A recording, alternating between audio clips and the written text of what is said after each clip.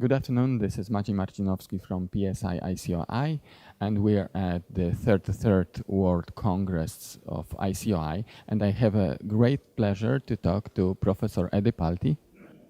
Nice to meet you. I'm very happy to have the opportunity to speak to you about ICOI. Okay, I would like to ask you a few words about this Congress, also and about the ICOI Europe meeting.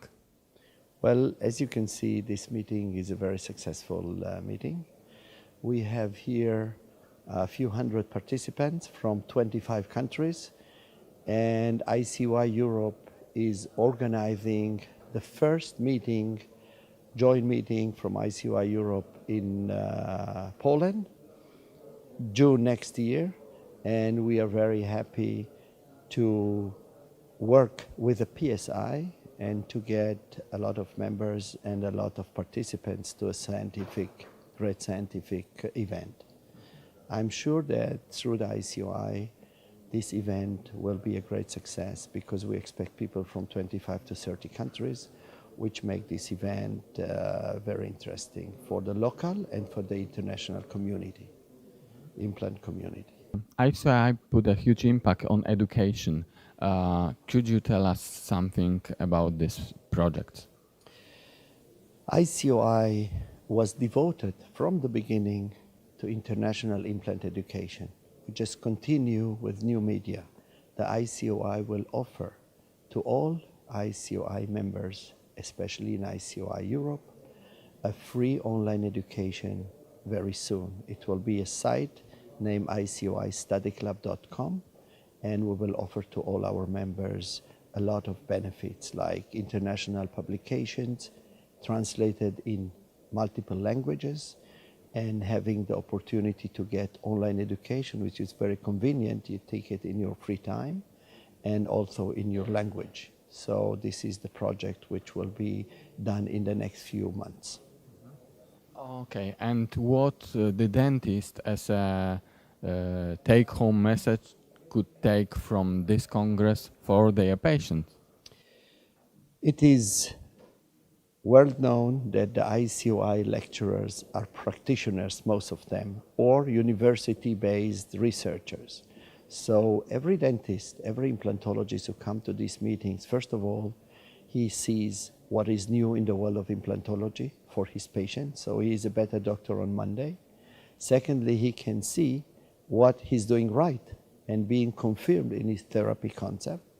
And of course, we can learn from mistakes and avoid mistakes at our own patients. So a meeting like this gives you input on improvements, confirmation about what you're doing, and how to treat your problems in the daily practice. Monday, every person who came to this meeting will be a better doctor for his patient. That's the ICOI philosophy worldwide.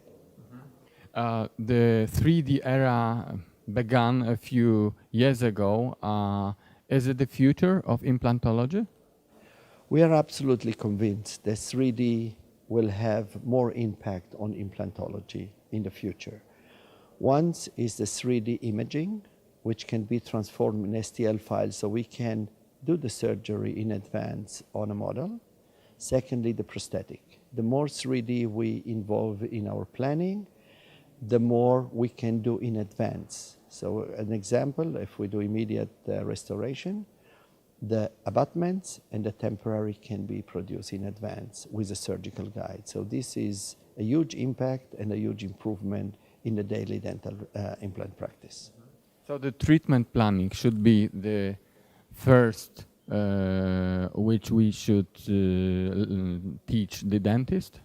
I think that every young implantologist coming to our field should be involved in 3D planning, because the only way to learn the anatomy of the patient, the individual one, is through 3D.